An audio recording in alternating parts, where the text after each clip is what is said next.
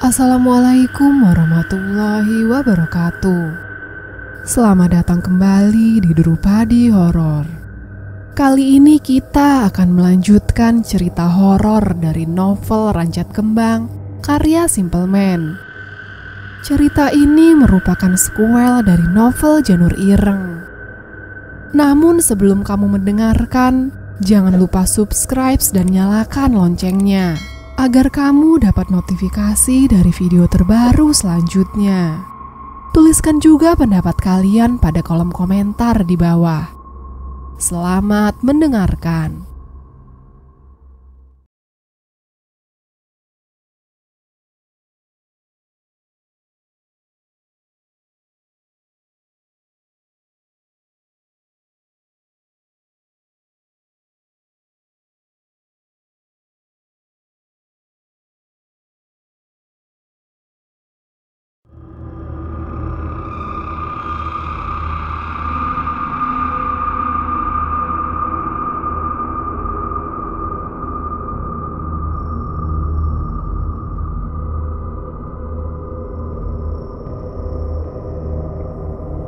Nyaris 8 jam mereka menembus kedalaman hutan yang semakin lama terasa semakin kelam.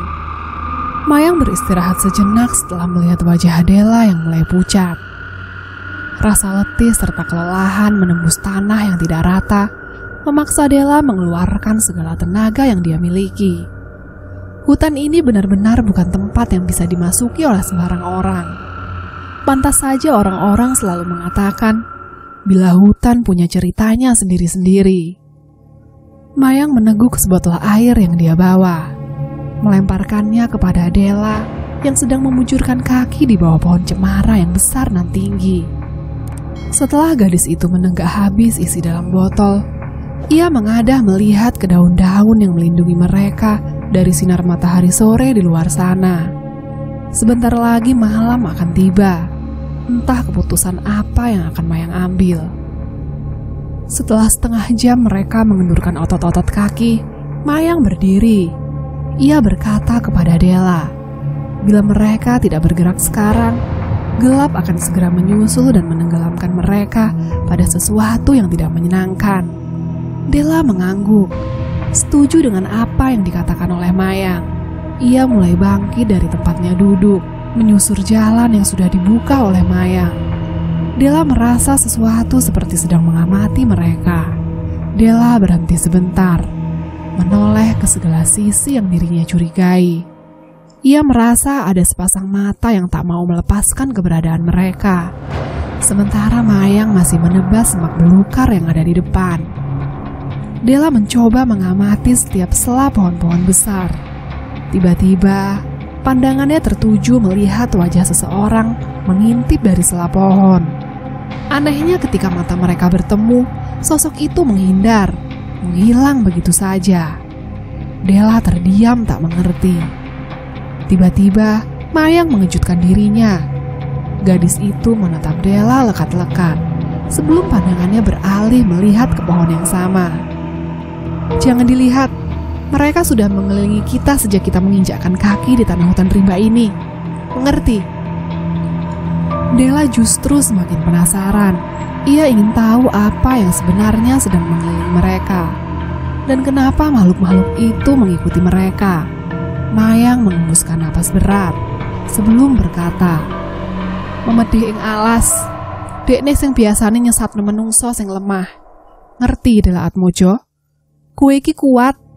Ojo sampai duduhno kelemahanmu nang ngarepe memedi iki yo." Adela hanya mengangguk, canggung. Matahari sudah tenggelam, sementara kegelapan mulai menyelimuti jalan mereka. Berbekal senter yang ada di tas ransel, Mayang masih berjuang untuk menebas semak belukar yang ada di depan. Di belakang terdengar suara langkah kaki yang bergerak menginjak gemersak rumput. Anehnya tak ada rupa yang dapat mereka lihat. Hanya suara dari langkah kaki yang seperti berjalan menapak mengikuti. Mayang sendiri juga mendengar hal yang sama. Tapi matanya tampak teguh, tak tergoda untuk mencari tahu. Begitu pula dengan Adela Atmojo. Ia bisa melihat selintas bayangan berwarna putih mengendap-endap. berpindah dari satu pohon ke pohon lain, mengintip, mengawasi sembari tertawa nyaring yang membuat bulu kuduk berdiri. Menempuh medan yang sulit semakin menguras tenaga dan emosi. Ditambah lagi, hujan mulai perlahan turun menembus rindangnya daun, menetes membasahi mereka berdua yang terbalut jaket tebal. Suhu udara yang semakin dingin membuat napas mereka semakin tersengal habis. Gemetar tangan yang menggenggam batang senter. Mayang dan Della masih gigih menyusuri padang semak yang semakin tak dapat mereka berdua tebak.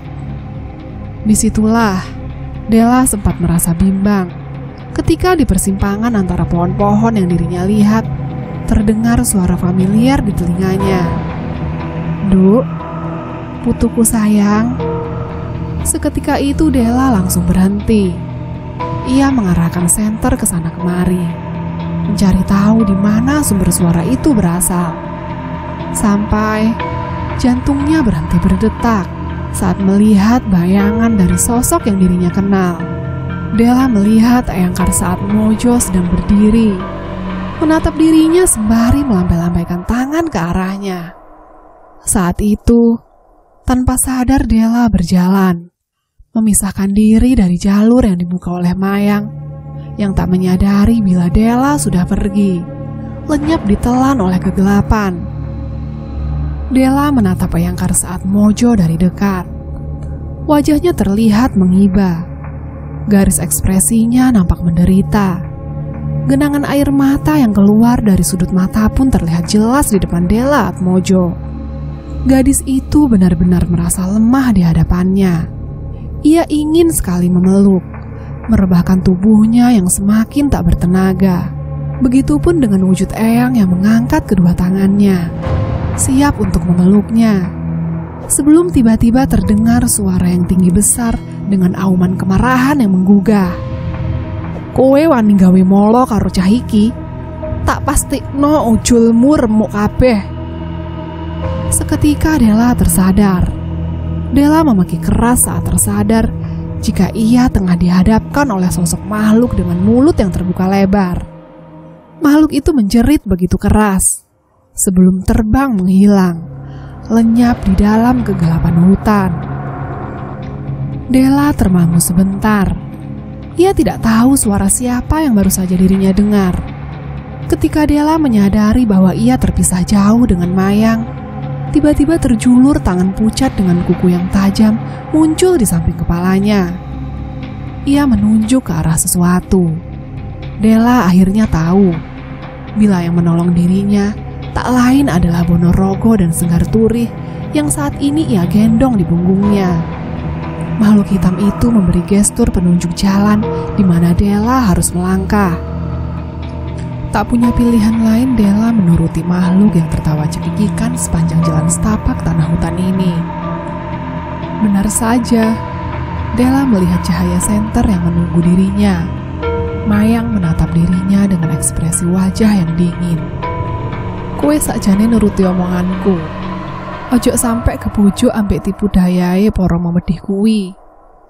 Della tak menggubris kata-kata itu. Ia berjalan mendekati Mayang sebelum bertanya, berapa lama lagi jalan yang harus mereka tempuh. Mayang mendekat, sembari menepuk bahu Della Atmojo. "Inilah Owak Lageh, tempat di mana dulu aku dibesarkan oleh keluarga besar Codro." "Kuncoro," ulang Della ketika mendengar namanya. Ia terdiam sejenak, teringat dengan sosok pria mengenakan belangkon dengan ekor yang panjang.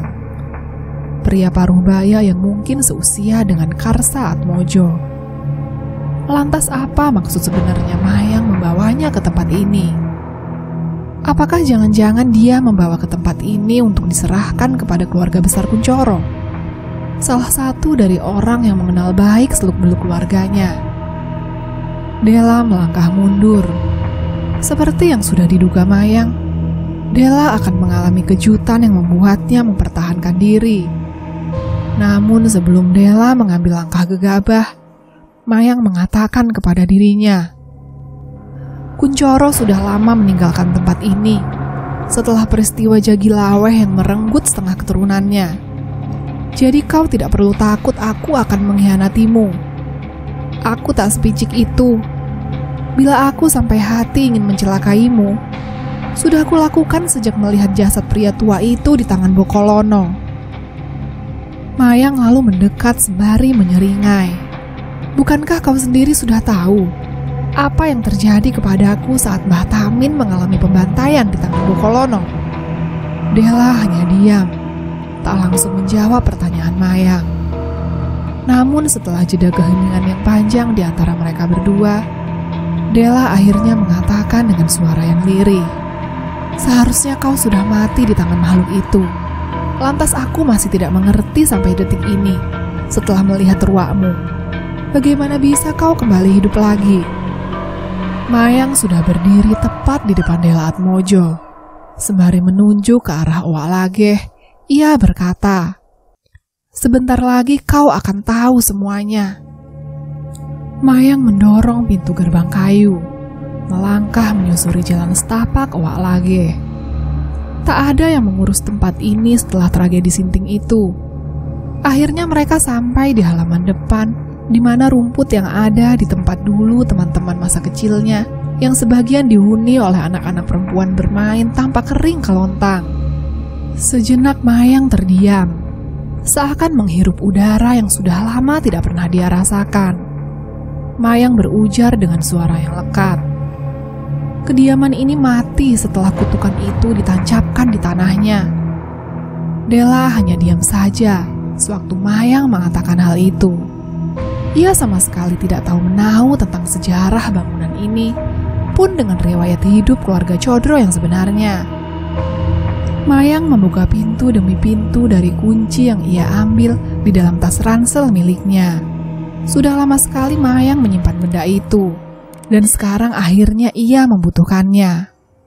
Malam sudah semakin larut, tapi tak mengundurkan keinginannya untuk menghentikan ini semua. Rasanya seperti baru terjadi kemarin sore. Mayang tak pernah lagi menginjak kaki di tempat ini. Meski ada sebagian dirinya yang terbangun untuk nostalgia masa lalunya, Mayang tak memiliki banyak waktu lagi. Sedikit saja dia tak mengikuti sulur dari Ranjat Kembang, maka semua yang dia lakukan bersama dengan Della Atmojo akan sia-sia belaka. Bersama dengan Della, Mayang menyusuri lorong gelap yang panjang.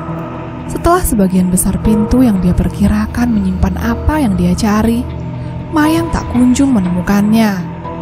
Ia benar-benar lupa di mana kali terakhir menemukan ruangan itu. Ruangan tempat ia membaca satu persatu dari ratusan kitab tentang rahasia Kolo Jiwo, termasuk sejarah bagaimana persekutuan ini dibangun. Sementara itu Della tertegun, merasa terpanggil oleh sebuah suara yang tak asing dari suatu tempat. Della berjalan seorang diri, selangkah demi selangkah, melewati pintu-pintu tua yang terbuka. Bayangan anak-anak perempuan berdiri memandangi dirinya. Della tak menghiraukan sosok-sosok pendusta, penyesat yang menampakkan wujudnya. Kali ini hatinya terasa teguh, bahwa siapa yang sedang memanggilnya ini sedang menuntunnya menuju ke suatu tempat yang sedari tadi mereka cari. Sampai akhirnya Della melihat sebuah pintu dengan anak tangga menuju ke bawah. Bentuk tangga ini menyerupai apa yang ada di Piluleng. Terlihat sama persis dengan kediaman miliknya. Della tertegun sejenak. Di dasar anak tangga terdapat sebuah tembok besar dengan foto-foto tua terpajang di dindingnya. Sebagian besar dari foto itu diisi oleh pria dengan kumis tebal, mengenakan belangkon dengan ekor yang panjang. Della melihat satu persatu wajah dari pria-pria itu. Anehnya sebagian besar foto dirobek tepat di area mata, seakan menunjukkan sebuah pesan kepada siapapun yang datang ke tempat ini. Della mengamati setiap detil di dalam foto, sebelum ia tertuju pada satu foto yang nampak berbeda. Foto itu berada di barisan ketiga. Della merasa yakin bila ia pernah melihat orang yang ada di dalamnya. Della teringat dengan sosok itu karena masih tergambar jelas di dalam kepalanya, sembari mengingat kilasan kehidupan Eyang Karsa. Della berujar dengan suara yang lirih. Lingga Condro. Prang. Della menjatuhkan bingkai foto hingga menimbulkan suara yang menggema. Tak lama kemudian, Della teralihkan pada rentetan foto lain yang ada di dinding. Bila benar sesuai dugaannya, maka semua bingkai ini adalah anggota keluarga Condro. Della mendorong tembok kayu setelah seakan-akan mendapat sebuah bisikan misterius di dalam telinganya. Ia merasakan embusan angin dari bagian dalam di antara sela pada dinding kayu yang terjingkat. Sesaat tembok dinding terdorong ke belakang, sebelum dirinya tercekat, melihat sebuah ruangan asing berisikan banyak sekali rak-rak kayu, berisikan ribuan buku-buku tua, yang menyerupai sebuah perpustakaan megah di dalam bangunan rahasia. Della tampak terpukau dibuatnya, sebelum Mayang datang dan melihatnya. Wajahnya tampak terpukau. Bagaimana Della bisa menemukan ruangan rahasia ini? Pantas saja ia tidak dapat menemukannya sejak tadi. Rupanya tempat ini bukanlah tempat yang bisa dimasuki sembarangan, seperti dirinya dulu yang tanpa sengaja menemukannya. Mayang pun segera bergegas. Ia mengambil alih buku-buku yang dia temui, tersusun rapi di dalam rak-rak model kayu dari bahan jati. Satu persatu Mayang mulai memeriksanya. Ia merasa yakin akan mendapatkan secuil catatan yang pernah ditulis oleh ibunya. Karena konon sebelum kejadian tragis itu terjadi, dia mendengar bila suatu hari Mayang akan kembali ke tempat ini, bersama dengan seorang wanita yang akan merubah poros tentang arti yang sebenarnya dari sesulur ranjat kembang. Della yang sama sekali tidak mengerti apa yang Mayang cari. Ia hanya berjalan berkeliling, melihat-lihat setiap detil guratan serta simbol-simbol aneh di dalam ruangan yang nyaris dipenuhi oleh debu ini. Entah sudah berapa lama bangunan ini ditinggalkan, tapi ada setitik rasa penasaran di dalam diri Della dengan pemilik bangunan yang megah seperti ini. Condro, siapa sebenarnya Condro ini? Lalu apa hubungannya dengan Eyang Karsaatmojo?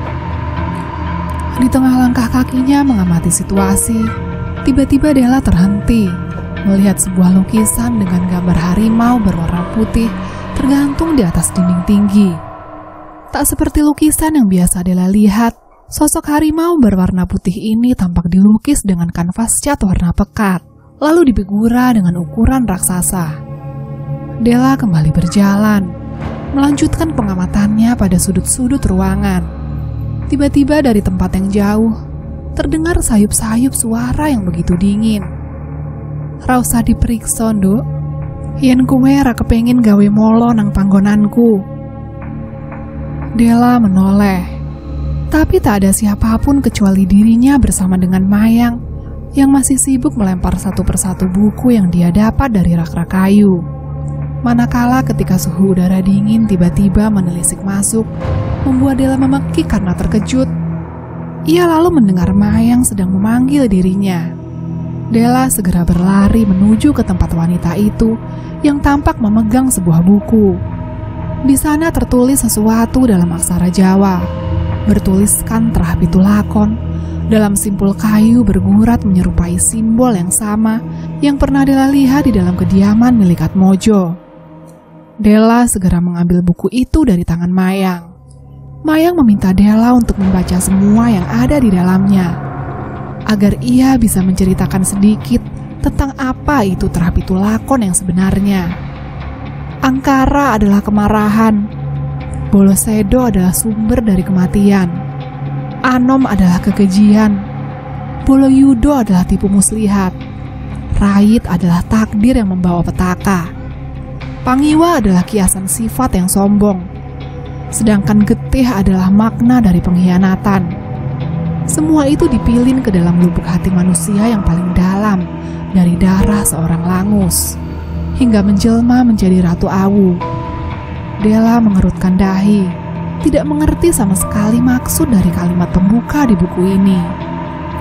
Dikala Mayang masih terus membongkar satu persatu buku yang dia temui, Della menyibak selembar demi selembar buku, menatap kertas yang sudah berwarna kekuningan tua. Terlihat buku ini ditulis dengan tangan dari sebuah nama seorang penulis, Raden Palih Wardantatu.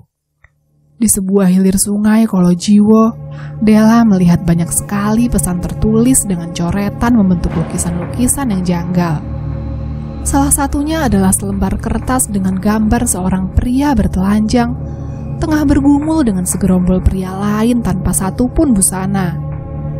Di sana tertulis sebuah Awila ing trah rait.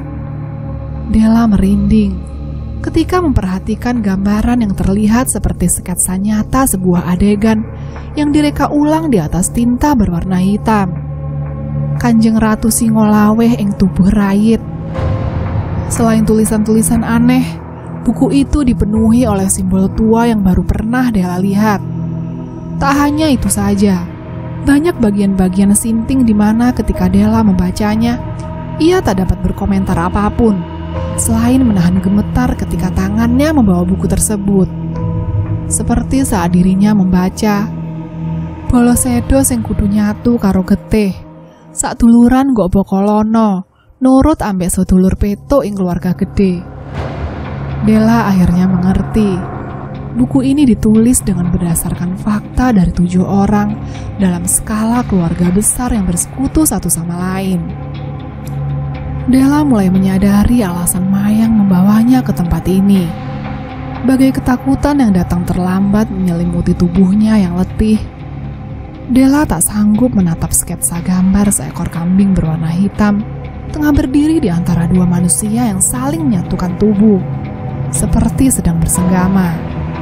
Kambing hitam itu tidak lain pasti penggambaran dari Bokolono, iblis merah yang pernah Della jumpai. Dengan tangan gemetar hebat, Della masih terus membalik halaman, mencari tahu lebih jauh tentang isi yang terkandung di dalam buku tua ini. Terdapat sketsa-sketsa yang semakin mengerikan, membuat nyali Della semakin ciut. Dimulai dari wanita yang merobek tubuh bayi mungil, menjilati darahnya, lalu melahap tubuhnya. Kemudian sketsa pria sedang duduk di atas tumpukan kepala manusia dengan membawa setongkat kayu panjang. Semakin jauh Della mencari tahu semua ini, semakin ngeri perasaannya dengan segala ritual serta tujuan masing-masing dari keluarga besar untuk tetap mempertahankan kekuasaan mereka. Hingga sampailah Della di sebuah halaman yang sejak tadi ia cari. Sebuah tulisan yang menceritakan tentang makna dan arti dari sebuah nama terangkara yang sebenar-benarnya.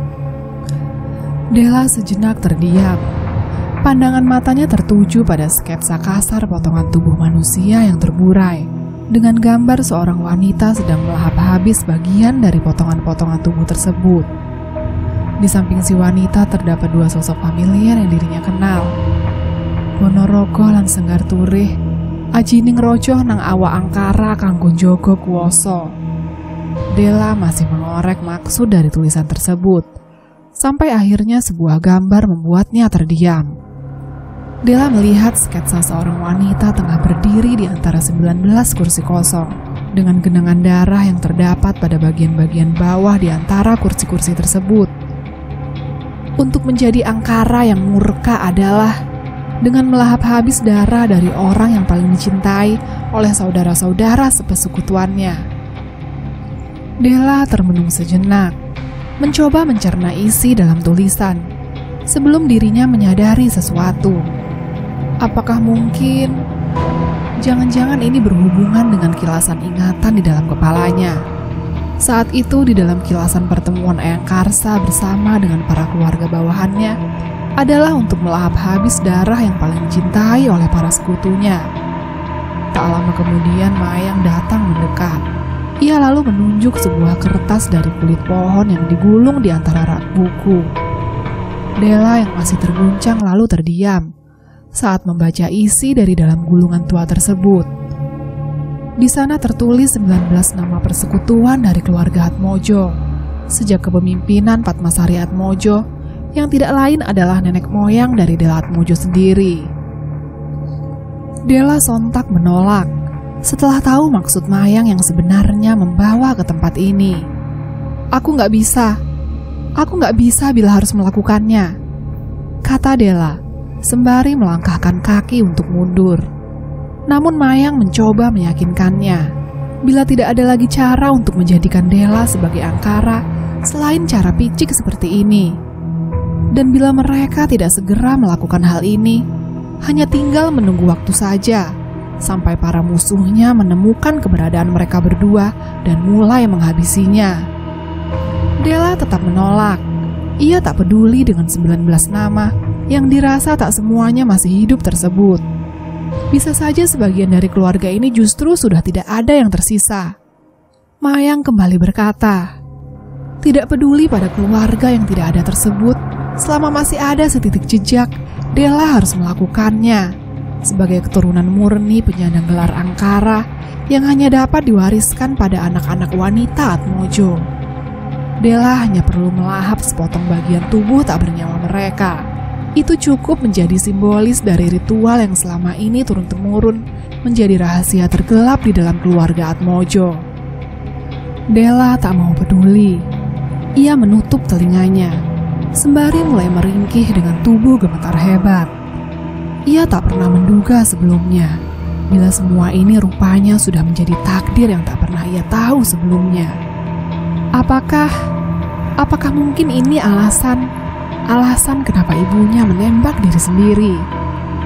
Apakah hal itu mungkin terjadi karena dia sudah tahu seluk-beluk rahasia gelap dari Atmojo sekeluarga? Lantas, apakah dirinya harus melakukan hal yang sama seperti yang Eyang sudah lakukan?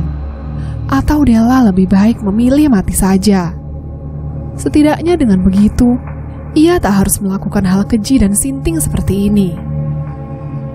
Mayang tidak menyerah. Ia mencoba menjelaskan kepada Della bila ini semua hanya rahasia kelam yang ada di permukaan di balik persekutuan terapi tulakon yang dihuni oleh para keluarga besar. Mayang merebut buku tersebut dari tangan Della, seakan menunjukkan bila Mayang sudah pernah membaca habis buku-buku ini. Ia menunjuk pada sebuah sketsa gambar tentang pria tanpa busana bergumul dengan sekumpulan pria yang telanjang. Terah rakyat yang dimiliki oleh keluarga Sobo. Untuk menjaga ilmu yang ada di dalam dirinya, dia harus menyetubuhi mayat-mayat pria. Karena bila sampai ia mengingkari janji serta sumpah yang menurun dari keluarga pendahulunya, sesuatu musibah yang teramat keji akan menimpa seluruh keluarganya. Mayang masih menatap Della. Sorot matanya begitu tajam. Lalu Trabolosedo, keluarga besar dari Kuncoro. Dia harus menikahi saudara kandungnya sendiri untuk membuat Canguk Sono dan Ranum mewarisi ilmu kuno dari iblis yang pernah kita jumpai. Kuncoro akan terus menurunkan darah di dalam keluarganya dari persetubuhan sedarah. Apakah kau masih belum mengerti? Kembali Mayang membuka lembar per lembar, membuka halaman tentang Trah Pengiwa. Keluarga besar Gayatri, dia akan melahap habis bayi yang baru lahir, mengisap darah yang ada di tubuh bocah malang tak berdosa itu, agar para Leak, Cilulu, sampai Bakuluh senantiasa menjaga dirinya, memberikan umur yang panjang, sehingga kematian tak sudi untuk mampir di dalam kediaman miliknya. Mayang sudah berdiri tepat di hadapan Della. Ia berkata dengan suara membentak, "Kau pikir hanya Atmojo saja yang sudah melakukan hal sinting seperti ini? Jangan merasa kau tidak mau melakukannya karena terhina dengan rahasia gelap dari keluargamu. Kau harus melakukan ini untuk mengakhiri semuanya. Hanya kau yang bisa. Kau satu-satunya harapan kami para Kudro. Karena butuh beratus-ratus tahun lagi untuk mendapatkan kesempatan dari para Kudro yang lahir dari rahim para Songkor." Della seketika langsung mengerti. Apakah ini menjelaskan bahwa Eyang Karsa sejak awal sudah tahu bila Kudro miliknya adalah dirinya sendiri? Dengan wajah sinting Della mulai tertawa. Ia benar-benar sudah tidak sanggup menahan ini semua. Hantaman keras di dalam kepalanya semakin menjadi-jadi. Siapa yang menduga bila sejak awal Della adalah mimpi buruk Eyang Karsa sendiri. Namun kenapa wanita tua itu tak membunuhnya saja? Bukankah itu yang harus dilakukan oleh para songkor untuk mempertahankan jati diri di dalam keluarganya? Kenapa Eyang melanggar sumpahnya sendiri? Apa yang sebenarnya Trapitu Lakon rencanakan? Ketika Della kembali mencoba untuk mempertimbangkan segalanya, tiba-tiba terjadi perubahan Mayang. Ia melihat Mayang dengan sorot mata yang berbeda. Perilaku dan caranya bergerak juga tampak ganjil. Della menyadari bila Mayang yang sekarang bukanlah Mayang yang dia kenal. Namun terlambat. Sebelum Della bergerak pergi meninggalkan wanita itu, tangan Mayang lebih dulu mencengkram wajahnya. Mayang menyeringai menatap dirinya, lalu menghantamkan kepala Della ke tembok. Sebelum kesadarannya menghilang, Della sempat menatap ke tempat Mayang yang sedang berdiri. Di belakangnya ada sosok wanita setinggi 2 meter. Seluruh wajahnya tertutup rambut hitam yang panjang. Rinjani, batin Della sebelum akhirnya ia tak sadarkan diri.